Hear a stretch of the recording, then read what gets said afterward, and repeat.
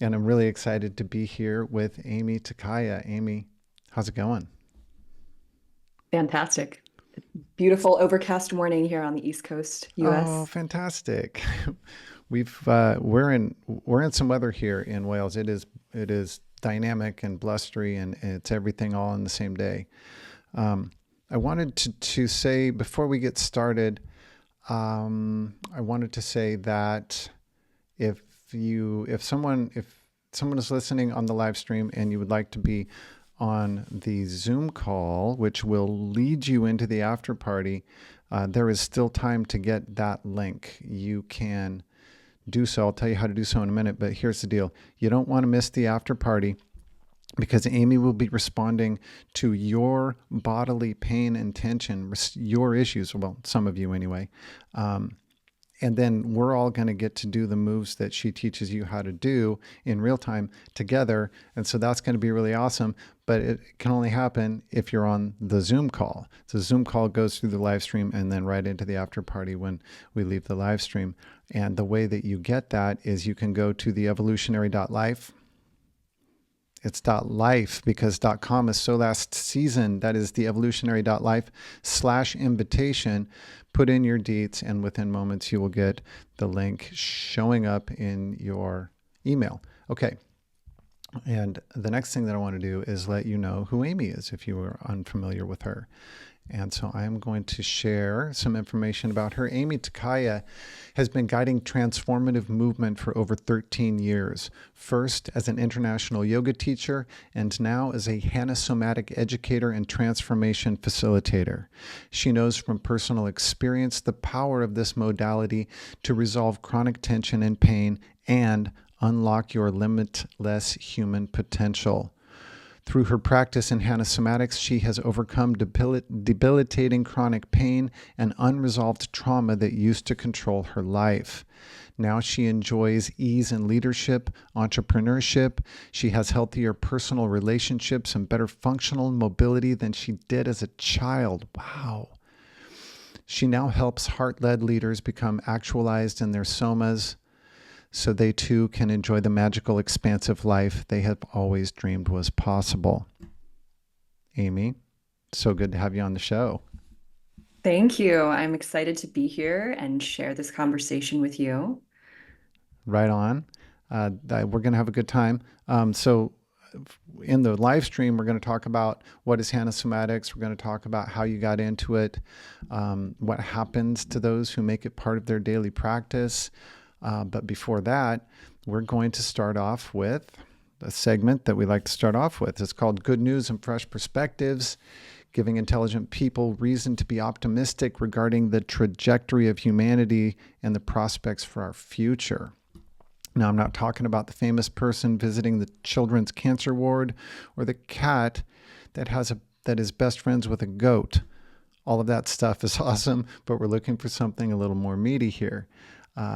So we're looking for technologies or ideas that challenge the current paradigm, that incite a peaceful evolution of the systems that have been failing to end human suffering and that have been failing to bring us into harmony with ourselves and with each other and with our environment. You know, the political systems, economic, transportation, food, energy, healthcare, anything. And so we are each going to share something in that vein, and I would like to ask you, would you like to go first or would you like me to go first? I'm happy to go first. Cool. Fire Yeah. away. I was looking around for different things that I found fascinating, and this particular article and actually like research project really caught my eye. And it's research that's being done in Svalbard, which is the home to the ice caps or the icebergs, right, that are melting the fastest, right? Because we have all of these frozen expanses of land that are melting and melting due to climate change, and it's being researched and studied. So there's a man named Dr. James Bradley who has been doing research on what is underneath those ice layers that are melting, the earth that's underneath of them. And what they're finding is that there are a vast, very diverse types of bacteria and microbes and fungi that are actually been preserved and you know I guess, kept underneath the ice for these long, long, centuries of time. Yeah. And they are seeing that this is actually like where new life and new species of plants and creatures are going to evolve from and begin from. This is like extremely, extremely fertile ground. And they're seeing that the plant life that will grow on these spaces that, at first they just thought were like barren, nothing land that was underneath the ice, are actually going to be a huge boon in CO2 removal, right, from the pollution that's in the air, because there's going to be all of this lush new life that is forming. I guess particularly the fungi and the bacteria microbes are in this really perfect combination to create lots and lots of new species of plants and possibly animals. So it's an exciting thing to realize that while it may be bad news that the ice caps are melting and we think catastrophe is near, that underneath of all of that, there's actually a whole brand new evolutionary process that's starting, that's sort of just beginning, so to speak, right? Oh my God. That is, I got goosebumps hearing that. That is spectacular. They talk about how after the asteroid hit in the Yucatan 65 million years ago and wiped out the megafauna, that after that, that each time there's been a massive extinction event, that life in general, like the biosphere, has come roaring back with more diversity and more amazing, spectacular life than it had before. And so it's really super cool to hear that, because it gives you a glimpse of maybe the mechanism through which that might happen. Right. And that it's not always as it appears on the surface, right? That there's Yes, something yes. underneath that iceberg that's been growing and evolving alongside of us all this time and may actually be part of being able to, you know, repair some of the harm that's been done. Yeah, double entendre, because on the surface it looks like global warming is a horrible thing, and then maybe there's something good under there. That's so Yeah. cool. Oh my God. Well, also when you think about the ice caps and stuff, there could be megafauna frozen in there. I mean, they found woolly mammoths and stuff. They and a caveman too. They, who knows what else they might find that's perfectly preserved. Mm. Very cool. All right. So in the vein of evolution, I don't usually actually talk about evolution directly during this segment, but I'm going to get into it this time. And here's the headline: Neo-Darwinism is dead. It just can't survive the probabilistic analysis. And and let me tell you what I mean by that. Okay. So what is neo-Darwinism? Well, in the really, really broad strokes, and I don't pretend to be an expert, so no matter what I say, don't be fooled. In really broad strokes, neo-Darwinism is Darwinism plus DNA. Okay, so Darwin published Origin of Species in 1859, and in there he talked about natural selection, and that became the thing that we're still learning in school. Is natural selection is the vehicle for evolution, biological evolution on Earth. Cool. In 1953, almost 100 years later, Watson Crick and the woman that they don't mention in the history classes, Rosalind Franklin, discovered the double helix of DNA. And so now we have, so we just said, okay, well, we have to do something with natural selection. How does it work? Because natural selection works. We see it working. It obviously works. Especially, I mean, one of the best examples of that is not natural selection, which is domestication. When we take animals and plants and we domesticate them, we selectively breed them. We say, I like the traits of this one and this one. We put them together and get more of those traits. That's how we end up with 2,000-pound cows and chickens that are almost all breast meat, right? And so they said, well, okay, so the idea, and they've really, did some backflips and stuff to keep God out of the equation, to keep intention out of the equation, is that there's random mutations that nature selects from. That's how we set the smorgasbord for nature to select, is we have random mutations, and some of them turn out really good, and some of them, most of them turn out really bad, and then nature selects the really good ones because they're more successful in getting food, in procreating and stuff like that.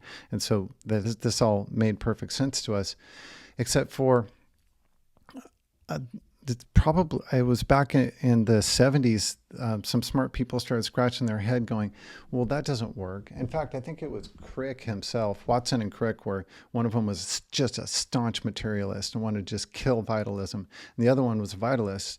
I think it was Crick that was the vitalist. And he said something along the lines of, you have a better chance of passing a tornado over a junkyard and coming up with a fully assembled and operational DC-10 than you do accidentally creating DNA, right? And the whole premise of biological evolution that we were taught as children is that all of this was an accident. It was all happenstance.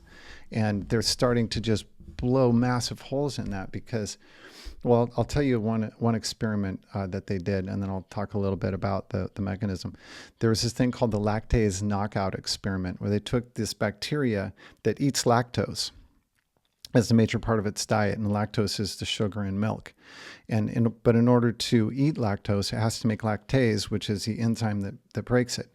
And of course, you know that DNA is not actually it's not life. It's not the driver of life. It's a repository of genes, and genes code for proteins, right? So it's a library that gets read, and they take those take those codes, and then they make the proteins. And in this case, what they did was, because they have CRISPR, they can actually edit genes. They took the genome of this bacteria, they put it in CRISPR, and they knocked out the lactase gene. So it could no longer make lactase, so it could no longer eat lactose. And then they took it, crafty scientists, and they put it into a lactose-rich environment, lactose everywhere, but they can't eat it. And then they gave it just enough of some other sugars that it could eat, that it could stay alive but not thrive. So it's just struggling to survive, eating these little bits of sugar, and there's lactose everywhere. And what they found was way faster. I mean, like orders of magnitude faster than you would expect through random mutation, like millions of years possibly faster than you would expect through random mutation. That bacteria evolved itself back into having the lactase gene. It created the lactase gene and put it back in its own genome. It evolved itself with intention based on its environment. And this, I mean, this starts, I mean, it's absolutely brings intention back into the picture. They took a protein, a small protein with 150 amino acids in it. And that's a small protein, by the way. They're very complex. And they did an analysis of all the ways that you could assemble the amino acids that would work, that would create something functional, versus, it's a ratio. How many functional to how many non-functional ways can we assemble this? And the ratio was stupid. It was like 1 to a number that has 77 zeros behind it, right? And to give you an idea of how big is 77 zeros, the diameter of the known universe, it measured in centimeters, has like 29 zeros behind it. And so, it's just stupid. So there has to be, at very least, evolution is biology responding to the environment with very specific intention and very creative design. I mean, look around, yes. Right? And for me personally, it confirms the presence of life force energy, something that I know is there because I feel it. But then, it's always fun to bring science in because, like Joe Dispenza says, science is a meeting ground. Okay. Absolutely. That's super cool. I love that. And I think, there's a lot of looking at like living structures as mechanistic versus magical, or, having these qualities that are not fully understood or fully explained yet, but are more like felt and experienced, right, within us as the observer, right? Or even watching something like this evolve so rapidly based on its environment. Like there's much more than mechanism going on here. Clearly. And I'm excited for very, very bright people who are not afraid to put to do something that is going to be very popular with their peers and talk about this stuff and study this kind of thing. All right. Let's talk about you. Okay. Cool. I hope you're comfortable with that. Actually, what I want to do is, so you're a Hanna Somatic educator and transformation facilitator, and we're going to talk about. I think a good place to start is a lot of people don't know what the soma is, don't know what Mm. somatics are. So first of all, will you define the soma for us? Because a lot of people think that it just means body, but I've heard you talk about it, and it's a little more expanded than that. So Yes. So there's, the Greek origin of the word soma, which does mean living body, right? But even just that it's alive, that it's not just a body, it is a individual's body, right? So for example, in modern kind of use of the term somatic, we might be talking about uh, our sensory motor system and our ability to sense and feel things through our body. But my personal understanding is a much more like expanded, in a way, spiritual version of the word soma, that I have gleaned and gotten through my studies. And it's all the layers of our physical body and our energetic layer, and it's everything that's contained within that. So our soma includes our thoughts, feelings, memories, beliefs, lived life experiences, as well as our blood and our guts and our DNA and the physical tissues of our body that contain all of that, as well as our energy field, right? And every living thing has a soma. Dogs have somas, trees have somas, mosquitoes have somas. You could even think of the planet itself as a soma, right? That is this living, experiential being that contains not just the dirt and the minerals and all of the things that we can measure, but also contains like a living presence, right? A soul or an essence, which is kind of what we're, talking here about um, the lactase, et cetera, having, come back into that organism at the right moment. There's some presence there that soma is speaking to. So it's so much more than our physical body. It's including all of the lived experience that you or I or the trees contain. awesome. Thank you for that. That's very expanded from what I thought it was a few years ago. For sure. I thought it was just body, but right. That's, and of course that which then plays into that whole separation of body, mind, and spirit that was introduced into culture when, hundreds of years ago, probably. Descartes, right? Descartes, right? Um, Yeah. but we keep it separate for conversational convenience. There's some utility there, but it is it I find more and more as I work with this technology, the technology of the human self, that you can't separate it out. It's just not separable. Right. Well, it's actually simultaneous. All of those layers that I just mentioned are actually all simultaneously connected and intertwined all the time. But our awareness can usually only focus on one or two of those layers. We're in our thoughts, we're in our emotions, we're, in our body, but we may not be also in our energy field. Or there may be people who are very attuned to their energy field, but very disconnected from their body. And so often it takes some work and takes some practice to be present with all of those layers of our consciousness at once. And, it can be quite the effort. And sometimes we don't have the capacity for that. Yeah. Yeah. Okay. So thank you for that definition of soma. So there's somatics has become popular lately. And so there's a lot of therapies and treatments and modalities that fall under the umbrella of somatic. Can you give us some examples of those?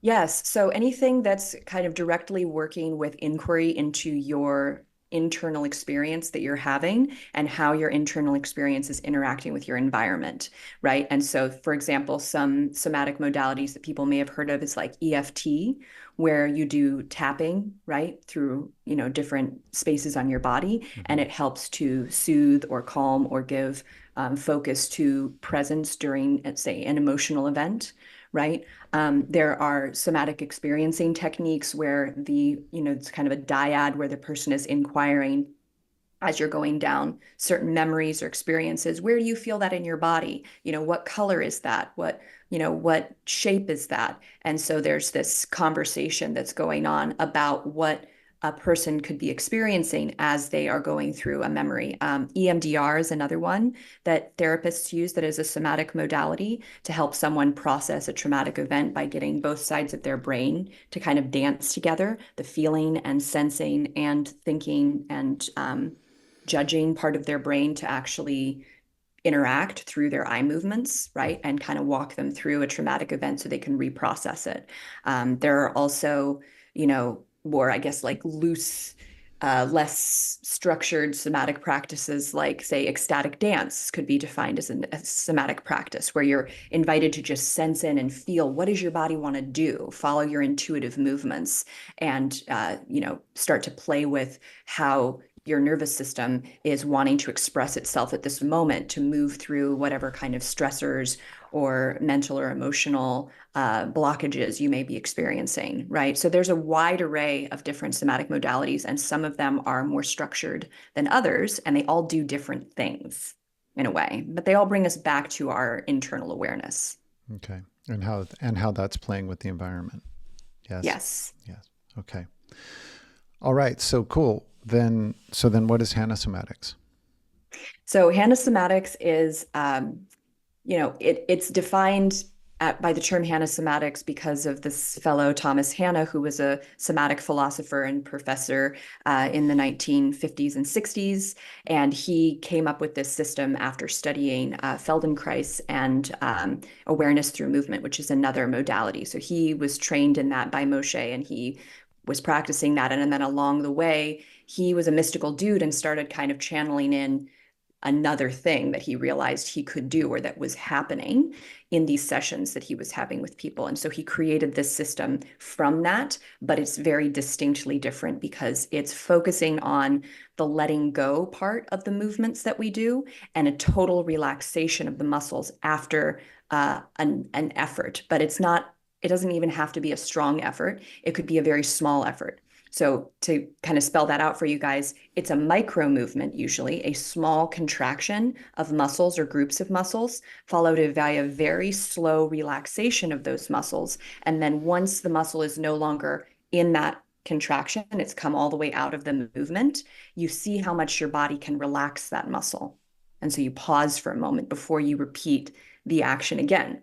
And when he was like developing this technique, a lot of it was experiential. It was being kind of channeled through his soma. He wasn't like going in and looking at muscle books and looking at brain structure and, figuring it out in a mental way. He was somatically discovering this, right? And then starting to be able to relate it to all this other knowledge that he already had about like animals and, different behaviorist philosophers and Freud and all these different things. In fact, there's a book for anybody who's like kind of the somatics nerd or wants to learn more. There's a book called Bodies in Revolt that he wrote in the 1960s that was basically combining all of these different somatic philosophies that he had kind of weaved together to paint a picture of a new kind of human being that is mutating and is evolving into a more complete and whole being that is using its sensing and feeling capacities, not just its brain power or its mental capacities, right? So this technique now, there's not very many people that know about it because Thomas Hanna died during his very first training in a car accident. So he didn't even get to finish the first training that he did, and he only trained 40 people. Yeah, very, very mystical, unusual dude. What I like to tell people, especially, as I say Hanna Somatics and everybody's eyes glaze over because they don't know what that is that I simply teach you, and Thomas Hanna was teaching people how to use a part of your brain that can actually internally relax and release muscle tension, right? Through a very specific way of moving your body. So it's something that all of us have already built into us, a way that our brain can decontract and lengthen musculature, but nobody's ever showed you how to use that, let alone master it as a life skill, right? To be able to voluntarily relax tight muscles in your body, right? So a lot of my colleagues, they may talk about Hanna Somatics very clinically, meaning, talking about back pain and talking about shoulder and neck pain. And I absolutely do work with people on that like muscular level. But to me, what's more fascinating is that those muscles that are clenched in your neck or your back that are slowly getting tighter and tighter as the years go on, they're holding information, they're holding memory, they're holding emotion that has been not fully processed, meaning it hasn't been fully integrated into your consciousness. It's laying there dormant as a clenched muscle. It's holding the stress that you've suppressed or the emotions that you weren't really ready to face in your life. And when we start to relax those muscles, when your brain actually starts to voluntarily release them, you start getting new awareness of your body, of yourself, and of your life. So you actually start an integrative process, an unraveling of the stuff that you've been carrying that you didn't even know you were carrying that's been limiting you.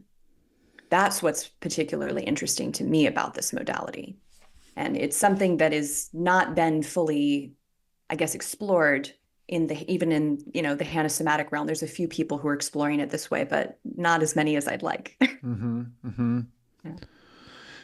Yeah, it seems to me that there's a couple of things going on there, and one of them would be resource availability, and the other one would be it has to do with body intelligence. I mean, I've been over here in the UK now. We got here about 6 weeks ago. Last year, I drove a car for the first time over here, and oh my God, it was a dogfight the whole time. And I've been doing it for 6 weeks now here, stick shift, by the way. And it's just phenomenal how the body knows what to do. And we just watched the Olympics a few weeks ago, right? And all of those athletes they're not in their prefrontal cortex when they're running the race or doing the swim or the dive or whatever it is. Their body is doing its thing, and they've trained it to do that thing, and it knows how to do the thing. There's reflexes. There is no time for for thought.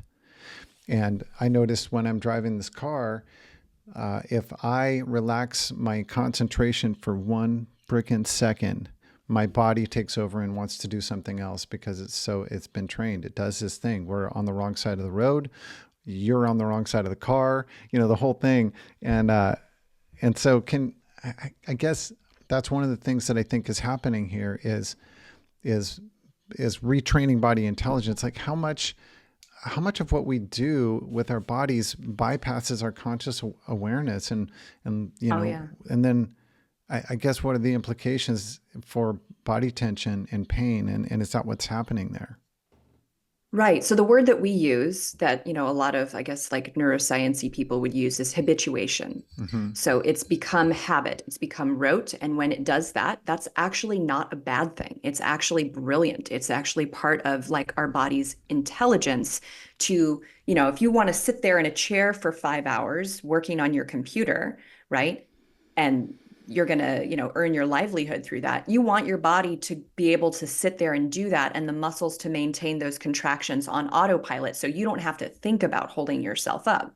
Same way with driving the car. Your body figures out how to do the things to drive the car, and then you can be having a conversation with someone. You can be thinking about the next thing that you need to do while your body drives the car and gets you where you want to go. Right. So there's incredible brilliance to the habituation that our bodies are constantly doing, the habituation that we're constantly in. Right.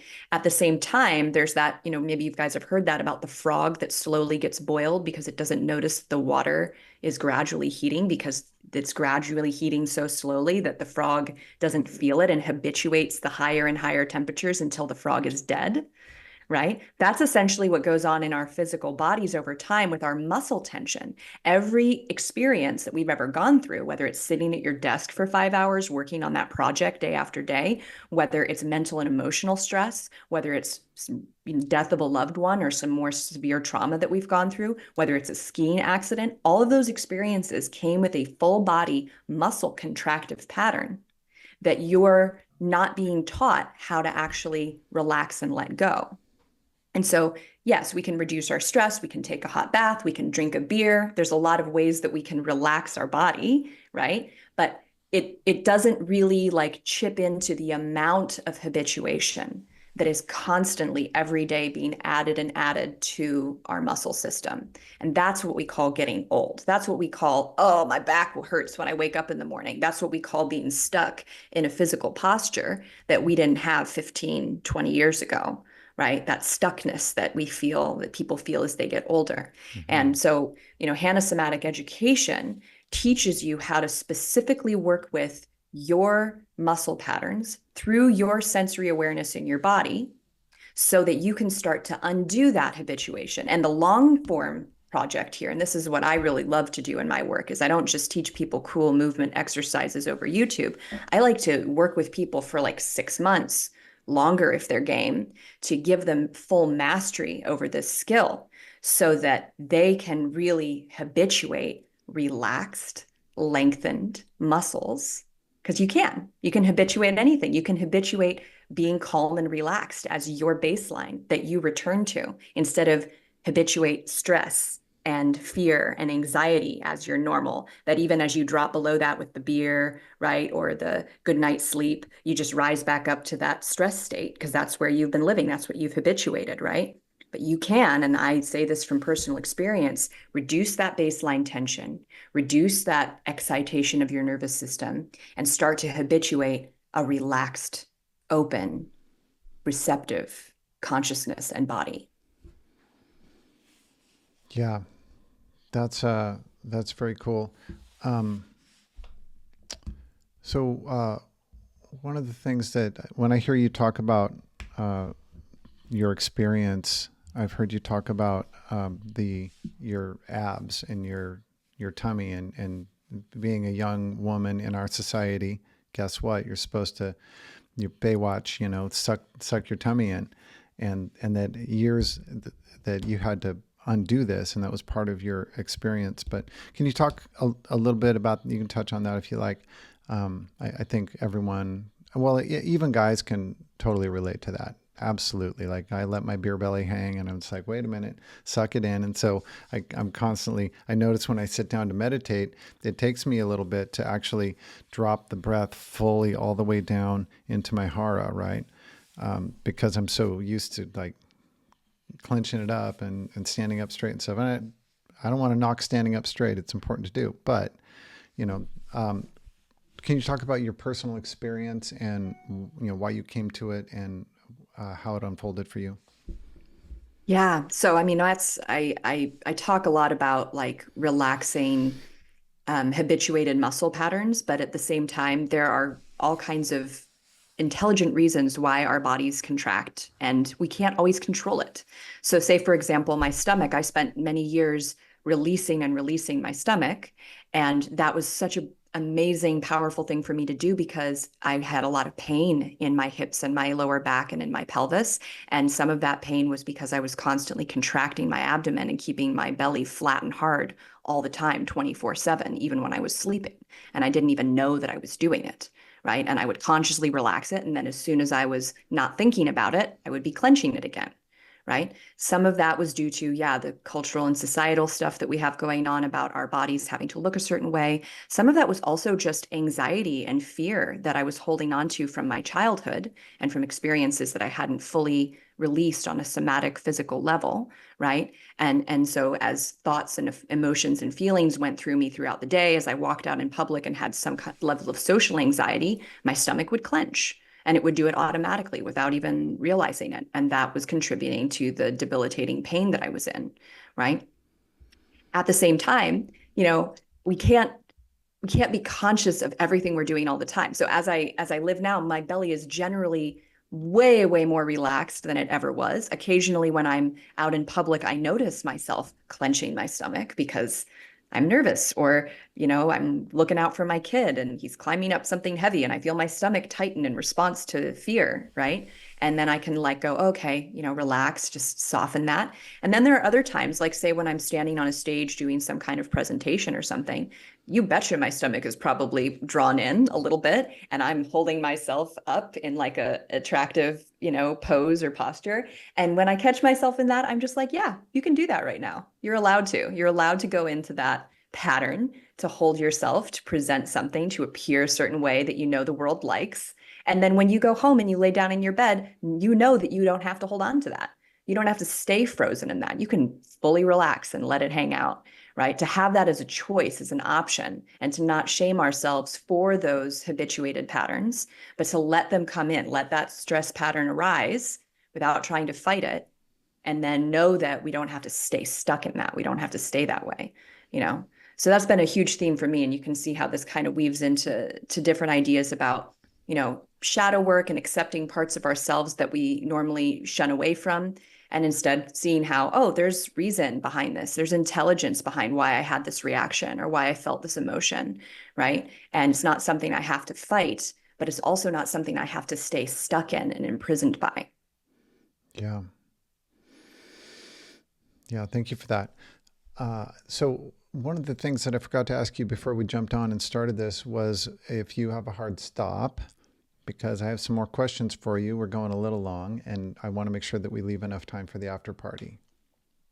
Yeah, so I mean, I was expecting that probably we would keep talking for the next like 10 or 15 minutes, and I think this is supposed to end at 1:30. Is that true? We don't have a hard, Including the after we don't party? have a hard Okay. end on it. So it's okay. So we can take a few more minutes. Cool. Yeah. Cool. Because I want to talk about kind of the extended benefits, and you've been talking about them a bit already. And I was musing that in my line of work, which is, we're all in similar work here, but a lot of us, what we do, it's a matter of fact, it's a predominant thing in the industry, is we do the old bait and switch, where we say, you know what, hey, you can have a better life, you can have more money and better sex and a better relationship and, meaningful work and all of the things. You'd be more happy and better looking and whatever. If you come and adopt a different way of being, make some changes to who you are. Well, it turns out that, you have to actually get better at being a human being. You have to live a better life, right? That's just, I mean, you go into it. If the methodology is worth anything, it's going to lead you to a better life by you being a better human being, right? And so that's the old bait and switch. But it's kind of the reverse, I feel like, with your process, with your methodology, because a lot of people will come to it and they'll just want relief from their back pain or something, right? And if they get into it with you, and some practitioners are probably a little more straightforward, it's like, okay, I'll help your back pain. But if they get into it with you, I mean, listening to you talk, you've had a full life transformation through this work. And so you're going to switch and bait. You're going to go back the other way and say, yeah, I'll help you with your back pain. And by the way, you're going to live a better life. You're going to become a better person. Yes. And, that actually, I think intimidates or some people aren't ready for that. They're like, oh, you can get rid of my neck pain. And I'm like, yes, but it might mean you have to face the childhood stuff that you didn't process. And that's not like me saying that to them. That's like they're starting to release their tension. And they're like, I'm having all these dreams and I'm thinking about this stuff I haven't thought about in years. And I called my therapist. I'm going back to therapy. And I'm like, good, that's great. I love that for you. And they're like, I don't want that right now, So, I feel like it's my duty to speak about it the way that I do, because that level of transformation is the vision that I hold for every person who walks into my field who says, I'm suffering and I want to find a way out of my pain, because I know that pain isn't just physical, it's mental, emotional, and spiritual.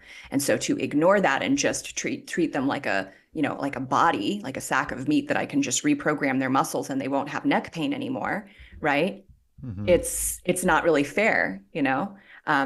And I see this comment here. I want my back pain to go away without having to work for it. The cool thing is it's not actually that effortful in terms of the actual movement practice. It's actually kind of the opposite. It's very relaxing.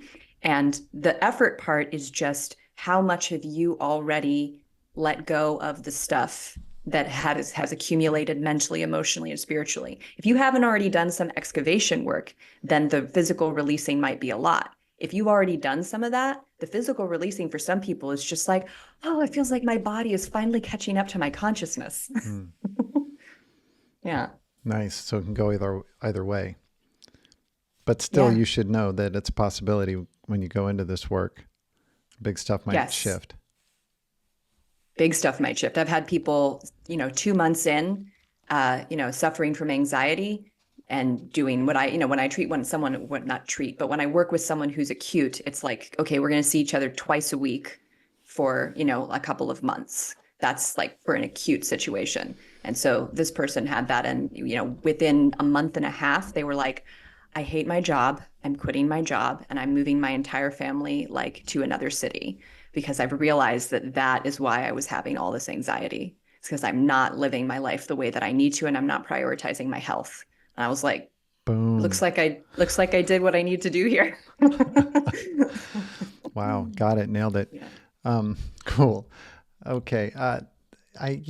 We could go on. I wouldn't mind getting into it sometime about the idea that this can enhance or accelerate, I guess, personal evolution, human evolution.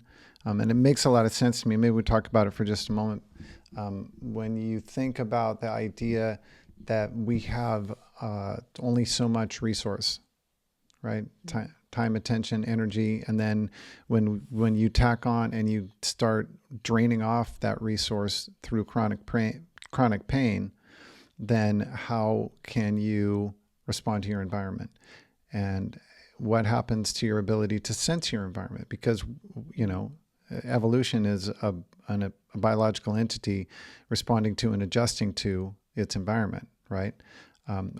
Species-wide usually is what we talk about, but this whole show is really about personal evolution. And so if you want to evolve and you're blunted by pain, then that's going to be definitely a headwind at very least. And so I wouldn't mind hearing your thoughts about that and about maybe a vision for, what, I don't know if you have any idea what Thomas's vision was, but a vision for what that could mean in the next generation or so if we can grasp modalities like this and propagate them widely. Right. So the book he wrote later on, really, the title of the book alone will tell you what his vision was for this work. Ultimately, it's called The End of Tyranny. And it's the end of people being able to be controlled by authorities and outside forces, because this work really is about reclaiming your body from the stresses and conditioning that you have experienced since you were born. Even the familial or generational stuff that we get accumulating on us, right, as people, whatever you want to call it, whether it's propensity towards certain diseases, right? And our epigenetics shifting and changing because of behavioral things that we learned, and ways of operating that we carried on that our parents taught us, right? Those things can also be reprogrammed through this work because we're working with your nervous system to let go of stuff, even transpersonal stuff that wasn't yours to begin with. Right. So Thomas really did see this as being about freedom. Like you said, if you have a bunch of contracted, clenched muscles that are staying tight and clenched all the time, 24/7, even when you're sleeping, that is a huge drain on your energy and your life force. And when your brain can actually relax those muscles, you give it back its energy. Your own energy gets to come back to you. And when a muscle is at rest, when a muscle is actually relaxed and long, right? It is ready to do whatever you ask it to. It is flexible, it is strong, it can give you its full power. It's the same way as if you slept a full night and had a nutritious meal, you're ready to go, right? If you're busy and doing 1,000 different things, your energy is limited. And this is how stress, and in many ways, if we want to talk about it kind of conspiratorially, the systems that we live in that keep us under a certain level of stress, constant stress on our bodies and nervous systems, we're being enslaved by that stress. We're being limited in our potential, and we're so much easier to control when we're living in fear and stress and anxiety. And so the end of tyranny and freedom for the individual human being, but also the collective, is really what Thomas Hanna was after on a philosophical level. And he didn't get to realize that in his lifetime.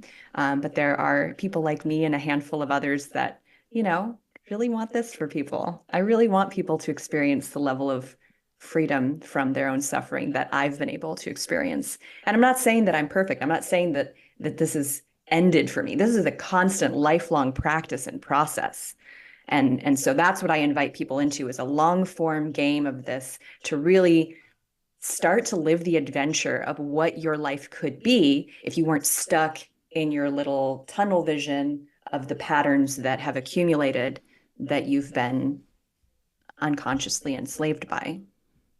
Yeah, thank you for that. That's I don't mind bringing that up ever. The fact that we live in a society that, whether it is a conspiracy or not, the fact is that people are easier to manage when they are sick and dumb, uneducated, when they are afraid.